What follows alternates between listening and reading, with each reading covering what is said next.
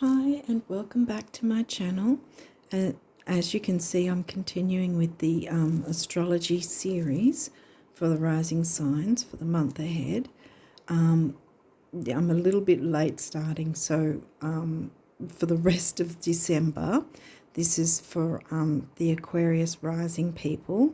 Not sure when you'll get to see it, whether the full moon will have already happened or not. But anyway, whether if you've seen my previous months, like October and November's readings, you'll know that we've got a couple of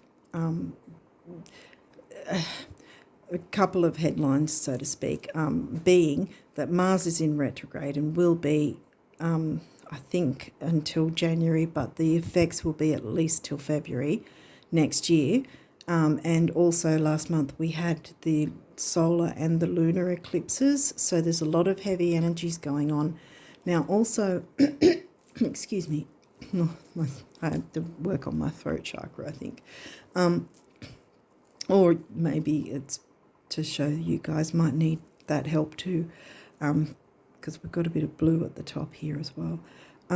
Anyway, so also with the full moon coming, if you see it before the full moon, before the full moon happens, it's going to be conjunct Mars, I think, and it's also going to square, I think it's going to square Neptune. I can't remember, it's squaring another planet anyway, and that's going to have also some tough energies that might be going around as well. So we're going to see what is going to be in your astrology for Aquarius rising people to navigate the rest of December. Now I'm using the same decks, and as you can see, it's a little bit different this time because I was guided to pre-pull some of the cards. Initially I thought that was so that I could do quicker videos, but so far all the videos I've done for this month have not been quick at all. So I'm pretty bad at doing fast videos. So anyway, I haven't seen these, but the first four decks are the usual actual astrology. Then we move on to the numerology guidance cards. And after we go through those, then I'll be shuffling for some notes from the universe on abundance to get some abundance messages for you guys for December. And then we'll get some guardian angel messages for you at the end to finish the reading up and see what the guardian angels want you to know for the month of December. So anyway, let's move on and get into it and see what it is. Fifth house. Okay, fifth house for you. Well, fifth house is, I always call it energy. Leo energy is fifth house, but Leo is not in your fifth house. It'll be two back, won't it? Two forward. Seventh. Chiron. So some Chiron healing is going to be a focus. Sun. Now that could be reiterating that the sun is the planetary ruler of Leo, the sign, and also fifth house. But it could also be whatever sun sign you might be, because we're looking at Aquarius rising, but whatever your sun sign is. 11th house, well, that is Aquarius themes, Aquarius energy, which is ruled by Uranus. Ascendant, yeah, Aquarius. Wow, and it's next to the 11th house, and 11th house for you, is that Sagittarius? I think so. Yeah. I think so, yeah. Okay, so before we go ahead, you haven't got that many of these cards like the others, but I think that a lot of other ones further on came through. You've got more than some of the other readings. So we'll look up Chiron, which should be up the back here somewhere. Here we go. Chiron appears when we have that nagging feeling of self-doubt we just can't shake. You already have all the tools you need to solve your problem. You just have to do some deep reflection to find them. Try as we may, even the most evolved of people carry their trauma with them everywhere they go. How they use this trauma is what is important. Are you lashing out at those around you, or are you focusing your emotions on something productive to better your life and the lives of your community? 11th house, your Aquarius rising, so community-minded. This asteroid carries with it a delicate balance between inward focus tending to yourself and outward focus tending to others. Swaying too far in one direction can make us overindulgent and selfish, and the other way can leave us feeling neglected and burnt out. This is an ongoing theme of life that we all must experience at one point or another. And we've all got Chiron wounds to have to deal with, work through. Where is the sun in here? Oh, the sun. No, that's Venus. The sun, then the moon. That's right. I'm trying to remember which way because see, the sun, in the birth chart, in astrology, the sun and the moon are considered planets. So they're counted as planets, and that's why you might have a couple of stelliums, and one might have the sun, one might have the moon, or one might have both. So the sun and the moon are also counted as planets in the chart when their chart gets read. Sorry. I don't know if I'm making sense. Anyway, the sun is the most welcome and joyous card in the deck. Yay. Well, that's good. That looks like there's some positive things for you this month. His radiance and warmth gives us the confidence to be our best selves. From this point on, anything is possible. He reminds us that our best qualities have been there the whole time. We just needed to the light to shine in our darkest corners. Darkest corners, Chiron, light shining right next to it. Here we go. And like I said, the sun is the ruler of the 5th house in Leo sign. Leo's in your 7th. What else did we have? Where was your 11th? No, that wasn't Libra, that was Sag. 5th house. What's in your 5th again? Wait, Gemini's your 5th, isn't it? Yeah, I didn't work that out before. Okay. Too much sun, however, can be dangerous. At times it can contradict other parts of your nature. It can bleach and scorch them to the point where you think they may die, but they don't. Life is resilient, and soon little bits begin to grow. Even when the sun hurts us, we must remember that without it, we wouldn't exist at all. It is okay to throw up some temporary shade when you need relief. Chiron, dealing with your Chiron wounds. We all have them. But don't hide too long, or you will miss this golden opportunity. Now, there's a reason they were right next to each other. I might still read Ascendant, which probably be further in the front, I think. Oh, it's right here. When the Ascendant appears in a reading, Ascendant is your rising sign. I think I already said that. But anyway, when it appears in a reading, it is telling you to be your most authentic self. You have so much to offer the world, and you shouldn't be ashamed of who you are. Don't wait. And Uranus is your ruler, the ruling planet, and Uranus doesn't care who thinks what of it. It's the only planet that's not, he's on his side. And still he doesn't care if he takes on heavy-hitting Saturn, He's not, cowering away. He doesn't care. He's like, I'm going to be who I want to be. Okay, you shouldn't be ashamed of who you are. Don't wait until your time here is almost over before you start actually living. Wow. Throughout life, we all encounter people who don't like us, and it isn't worth giving them a second thought. Uranus energy.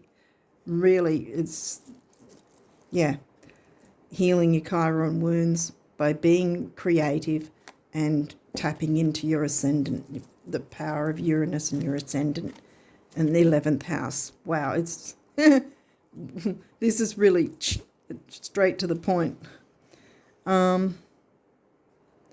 Put your energy into your own personal development, and the right people for where you are in your journey will find you. Oh, wow. Wow. And we've only just kicked off. Okay, so we've got a planet card here. Mercury. Mercury's not retrograde, it's Mars, but Mercury, that might be something you need to look into wherever he is in your chart. How you think, communicate, write, talk, and travel. Mercury is the ruler of Gemini and Virgo. Did we have anything about Gemini? Oh, 5th house. Isn't Gemini your 5th house? I'm trying to go back and forward again, trying to remember it all. I think that's, yeah. Ha! Boom. Leo, Sun. Yes, you're Aquarius rising, but that doesn't mean you can't tap into the powers of all the other signs. The energy is flamboyant, dramatic, proud, and passionate. It focuses on the importance of self-belief. Yes, Ascendant. I'm pretty sure you guys are getting the picture here. Sorry if I'm getting animated about it, but yeah, I kind of get excited when I see things sort of connecting. Okay, this is going to be a house. 5th house. Oh, you can't make this stuff up. 5th house. 5th house, Leo, Sun, energy. Oh, there's no uncertainty about this. You are to be your creative self. Don't care about what other people think. Heal your Chiron wounds by being creative, tapping into your 5th house, Leo energy, letting your ascendant shine. Boom. I mean, this is pretty much it. I'll keep going though. Where you have fun, romance, and create things you are proud of, and you should be. There's a lot to be proud of. There's things that you can create that the world needs. Didn't somewhere here say the world needs you? Okay, so we'll keep going. 7th house. Well, that's Libran energy and relationships. Now, what's in... Oh, my goodness, isn't that's Leo. Leo's in your 7th. Here we go again. Wow. Okay. Libra. Okay, Libra's, like I said, the 7th house energy. Where's Libra for you? Libra 9th house then, wouldn't it be? Because that's Leo. Yeah. We'll see if anything else 9th house comes through. Saturn. See, I think Uranus is your ruling planet, but I'm pretty sure also, depending on what astrology you follow, I think old school astrology, Saturn was a co-ruler of Aquarius as well as Uranus. So in that sense, you can balance it, if that makes sense. Balance your the Saturn with the Uranus. I knew there was a reason I brought up Saturn. Not just the fact that Uranus has no problem taking on Saturn, and neither should you. Because it's, I think that's what's going on here at the moment. Let's see. 10th house. Where's your 10th house? Libra's 9, Scorpio's 10th, isn't it? Scorpio. Now, Scorpio's about Phoenix rising, Scorpio Pluto energy. Pluto's the ruler of Scorpio. Let's see what else there is. Chiron, twice. You can heal some of your Chiron wounds. We all have them, and we all have to constantly work on it. It's not a matter of, okay, we do a couple of things and boom, our Chiron wounds are healed forever. No, we always have to work on them. No matter what signs we are, we've all got some form of past Chiron wounds. Okay, we'll keep going. Trine sextile. These ones do, as you can see, they have reversals if you haven't watched these videos before. So we're going to go into the book with these. Trine sextile, that's an aspect, and trines and sextiles are usually an easy aspect, but it's in the challenge position. We'll see what it says for it. 12th house is also in challenge position. 12th house is Pisces energy, and it is ruled, hang on, yeah, Saturn. Well, see, Neptune rules Pisces, but it's Pisces themes in your 12th house, and your 12th house is Capricorn, isn't it? Yeah, because that's Scorpio. Yeah, Capricorn, which Saturn rules. So there's the connection there. Okay, what else have we got? Transits. Right, so I think I might have mentioned that the full moon was conjunct Mars. That's a transit going on this coming full moon. I don't know when you'll get to see this, but it will still have the energies of that will still permeate like 2 weeks after, leading up to the next new moon anyway. So even if it has happened by the time you see this, it's not like, and it might not be the full moon with the transit. It might be transiting where the sun's transiting, depending on your chart, where the sun is positioned in your chart, where Chiron is, where Saturn is, Mercury.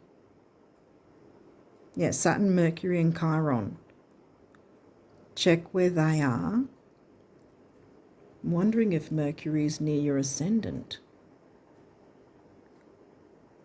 Anyway, yeah, see where they are in your chart, because this transit's cut, and it's upright, so it's in the gift position, so that's a good thing. Neptune. So we did have Neptune come through. Neptune, the ruler of Pisces, which is 12th house. 12th house and Pisces. So that's come through too. Okay. Aquarius in the challenge position. We'll see what that says in the book. Aquarius, 11th house, your rising sign. Or 11th house is Aquarius themes. 11th house is in Sag for you, but your ascendant is Aquarius.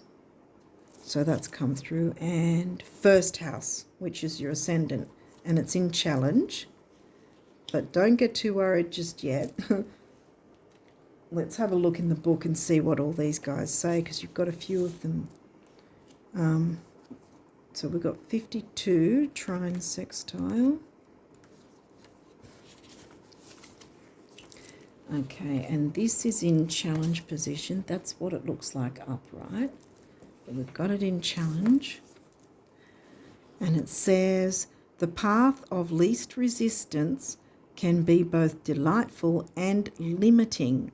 Saturn, limiting. Don't get stuck in a comfortable rut. Right. Well, that's short and sweet. Yeah, because Saturn can do that. Virgo and Capricorn particularly can get themselves stuck in a rut. Where's your Virgo? That's 8th house Scorpio. 8th house has not come through though, has it? I don't think so. What was this again? Yeah, no, that's Leo, 5th house energy, but it's not 5th house. Leo's 7th, yeah.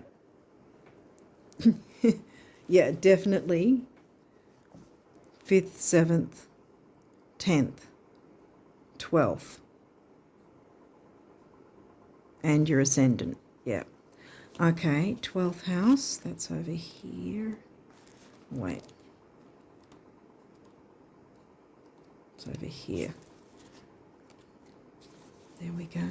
Now that's also in the challenge position. That's what it looks like upright. We've got it in the challenge position.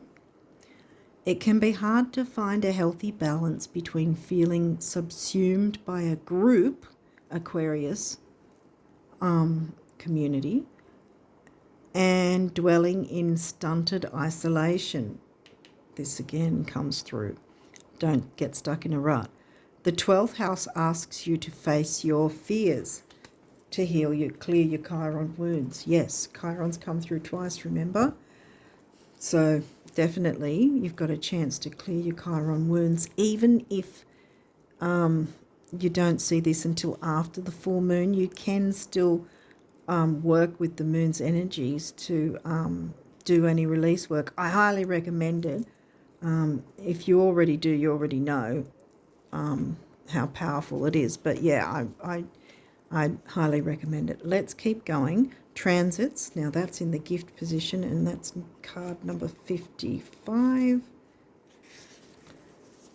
And that just means because you've got your planets in your birth chart, and that's a snapshot of where they were the second you were born.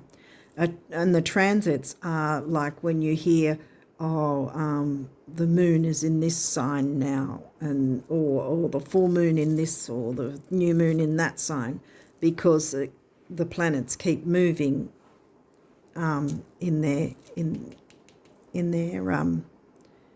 what's the word for it? Well, in their transit. But that's what it means, transiting. They're moving. They're on the move. They're always on the move. Some are much slower than others, like Pluto is extremely slow, 248 years actually, before it gets back to its same sign.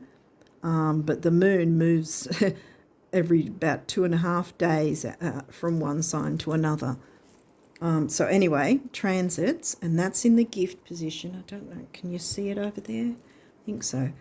Even though life is an ever-moving circus and you do not control the people and events, like the event of the eclipses, because that can be jarring, people and events transiting your life, know that you are in complete control of your response to the transit. Choose wisely. Okay. Now we've got Neptune. Where are you? Neptune. Number 26.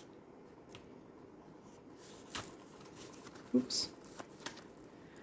Okay, so we've got Neptune, and again, Neptune's in the gift position.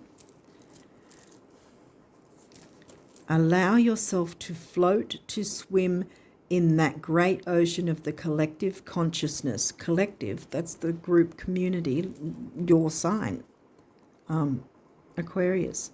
Soak up the presence of divine soul. There is no separation between you and all sentient beings, between you and the realms of gods and spirits. And then we've got Aquarius up here. Oops. Where are you? There you are. We've got it in the challenge. So let's have a read of the challenge of your sign. That's the upright picture, but we've got it in the challenge position. And we have, this is a bit of a longer message. Spiritual practice and personal philosophy can be used to bypass authentic emotions. Okay. Well, that's, Pisces can get, and Neptune is kind of nebulous because Neptune is the ruler of Pisces and it can get a bit emotional, as can the Cancerian sign. The Scorpio sign is also a water sign, but they tend to sort of be more introverted in a sense with their emotions. They don't, unlike Pisces, who pretty much let it all, they're they're more open and with their emotions. Anyway, so spiritual practice and personal philosophy can be used to bypass authentic emotions. So be honest with yourself and don't try to talk yourself into feelings you think you should have or onto a path that others find more socially acceptable.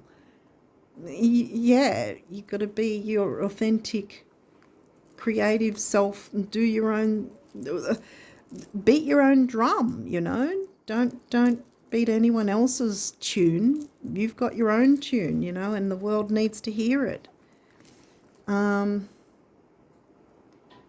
Okay, if your philosophy clashes with your honest feelings, then your philosophy needs to evolve. If your lifestyle is not in line with your philosophy, then one or both need to change. Okay, and then we've got first house, which is your ascendant, and it was also in challenge position. That's it upright. We've got it in challenge position, and we're over to here. Where are we? First house. Houses. Oh, they're at the back. Wait a second. Nearly there. Oh, I had it there. Not you. First up. Now that Imam Kohli came through a couple of times, so I'm going to read that too. Okay, we're reading the gift. Build roots of your own. I thought so. Feel your spine extend like a deep taproot of a tree into the ground. Feel the strength of the earth pulsing up through you, holding you strong through any storm. Saturn, but also the storm can be the eclipses as well. It's heavy energy for everyone.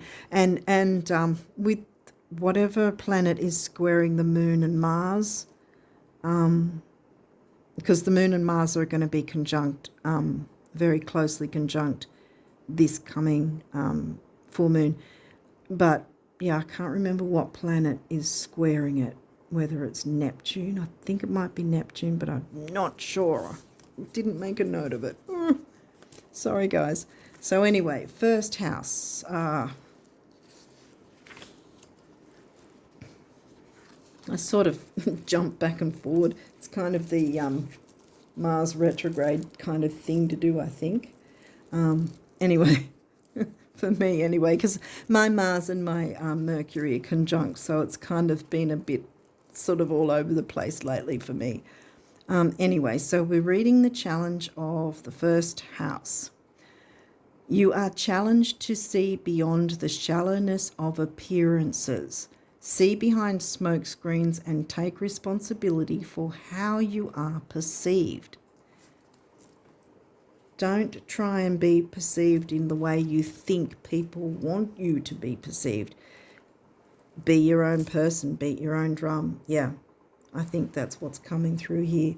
Okay, so, oh, sorry, we almost skipped the numerology. So we'll see what the numerology has to say. Environment.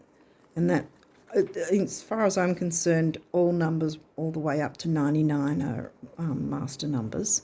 That comes to an 8, which is about strength and stability. 44, the master builder, if I'm right about that number. Lots of green there, so the environment and nature is probably going to help you, along with healing those Chiron wounds, because Chiron turned up twice. 87, synchronicity. Synchronize with, with your houses. 5th house came through quite a bit. The Leo themes, sun. What else? Yes, synchronize the energies with the Aquarian themes and the Leos, sort of synchronize the two of them. And 87 added together comes to a 6. And 6 is about temporary opportunity, apparently. So there could be, whether I'm bringing up the full moon as often as I need to, I don't know. if that's something to do with it, synchronize with the full moon to clear some of the Chiron wounds so you can move forward and express yourself with the Leo 5th house energy. Where's Leo again? 7th. Yeah. With relationships as well. And relationships don't necessarily mean romantic. They can be business, partnership relationships, that sort of thing as well. Okay. 71 health, and we've got an 8 again. See how there's an 8 there and another 8 health. And it's orange. So we've got a bit of orange as well with the Leo themes here. Leo, Sun, 7th house and 12th house. Hopefully this is making sense to you guys. Maybe I'm sort of not making sense, but hopefully you're getting sense from this. Okay, so what messages of abundance? Because I was wanting to jump into these pretty quickly before, so almost forgot the numerology. So what do the Aquarius risers need to know from, is there any other messages from the universe about abundance for Aquarius risers? Is there any other messages? I think that's it, isn't it? Yeah, I think that's it. Let's have a look what we got. Okay. Well, that looks pretty nebulous, even though it's clouds, which is air, which Aquarius is an air sign, but it kind of has almost that nebulous Neptune look to it too, in my view. Anyway, don't know if you can see it there, but anyway, I'll read it. If it was just about surviving, getting by, and keeping things the way they are, then how would you explain your wild imagination? Yes. If it was just about sacrifice, Saturn, selflessness and altruism, then how would you explain your burning desires? So much fire, Leo energy, yes. And if it was just about thinking, reflection and spiritual stuff, then how would you explain the physical world? Get the picture? Want it all? That's what it's there for. Vroom, vroom, the universe. Okay. So get moving, yes.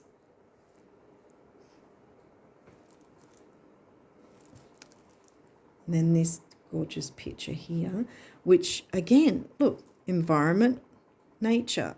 So maybe getting to nature is also going to be able to be a healing thing for healing your Chiron wounds so that you can move forward with your creativity, which may have something to do with your career. Where was your career again? Your 10th house is in, where's that, Scorpio is it? Yeah, Scorpio is your 10th house, I think. Okay, so did I show this? I don't know if I did. $1 million is a lot, only when you don't have it. With 10 million, 1 million can practically be overlooked and is therefore much less intimidating. Pretend you have 10 million. To the bank, the universe. Well, there you go. Yeah, see? Good things are going to come to you. This is fantastic, actually. You know, sort the Chiron wounds and work with, whenever you see this, work with the, I say work with the full moon. I don't know if you guys work with it or not, but I highly recommend it for clearing out past hurts and things that aren't working and upsetting, because you don't need to take that with you. It's sort of like carrying a ball and chain, trying to beat the minute mile or whatever it's called. You know, you can't move while you've got a ball and chain stuck to you or linked to you, if that makes sense.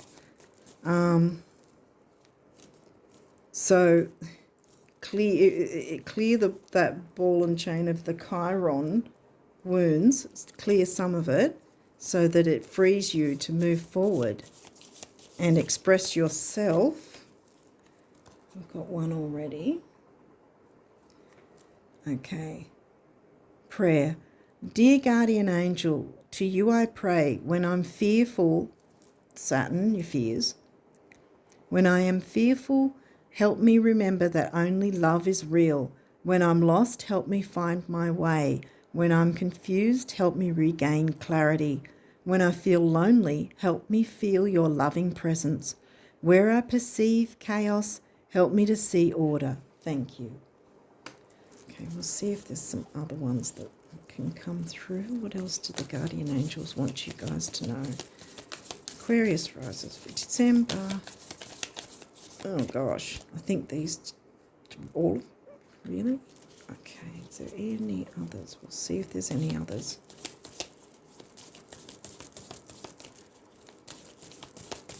Any other messages?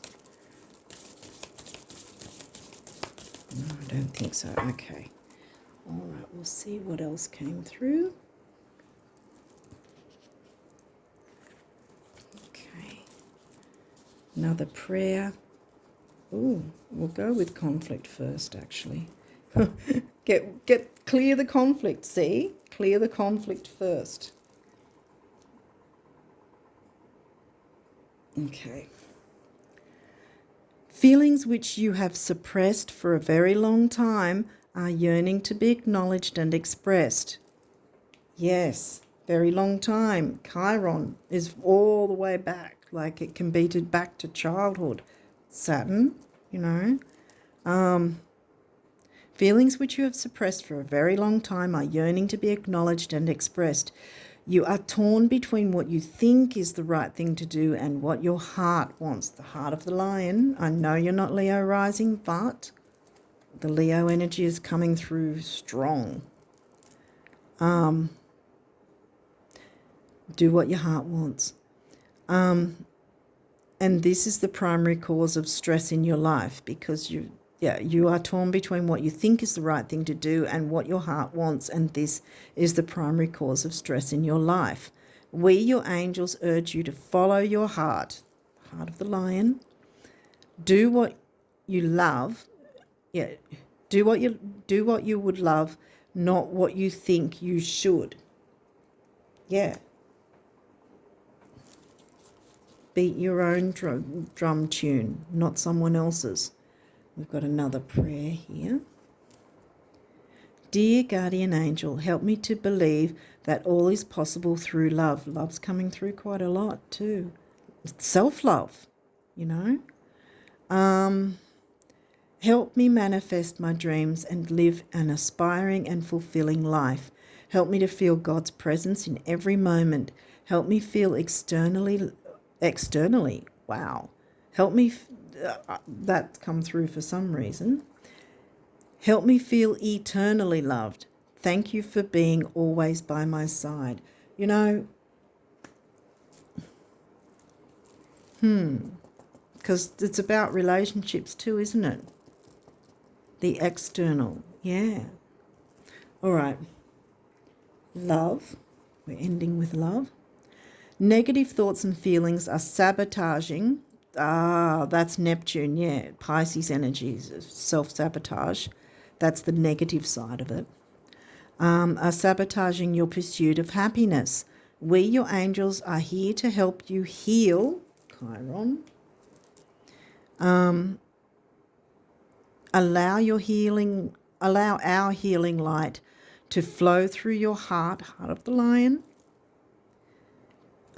Consciously infuse each negative thought or feeling with love and light. Feel both your heart and mind aligning. Synchronicity came through somewhere, didn't it? That's where it was coming from. Right. All right. Consciously infuse each negative thought or feeling with love and light. Feel both your heart and mind aligning to your soul's sacred purpose and unleash your divine potential through the power of love. Wow. Yeah, I think you guys have got the message here. Yeah, don't be worried about everyone else. Beat your own drum tune because it needs to be heard by the world. And we've got all the signs in our chart anyway. That's what all the houses are. All the houses are sectioned up as, and that's why I say, oh, 5th house Leo energy, or 6th house Virgo energy, or 8th house Scorpio energy, because that's the themes of each house, and each house has a sign designated to it. So that's why I say you can pull out the heart of the lion in you, because Leo is in your chart. It's in all of our charts. And this, yeah, I think the cards and Spirit is telling you this is what has to happen. Work on healing that Chiron wound, clearing some of your fears so that you can synchronize your mind and emotions and physical reality and have it balanced like Libra likes, 7th house energy, which is in Leo. See how it all is connecting? Yeah, so I hope that this has made sense to you. It's making sense to me, but I'm hoping it's actually making sense to you guys. That's what it's all for. Yeah, and your health, I think, if you can deal with these emotional things, because a lot of the time physical health ailments can happen because of stress. I think stress was brought up in here somewhere.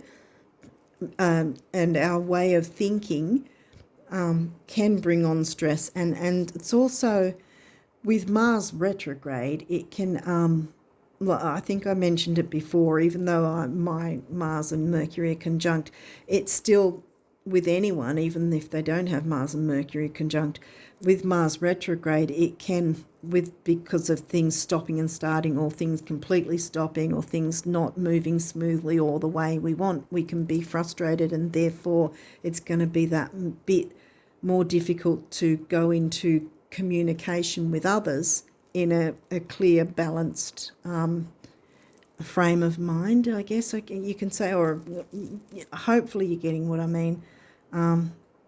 Yeah, so you want to be able to clear your Chiron wounds so that you can be more at ease, and I think that getting into nature somehow is going to help that as well, and so that you'll be more peaceful and balanced, so you can then work on your bringing out, not being afraid to bring out your creativity with the Leo energy, as I call it.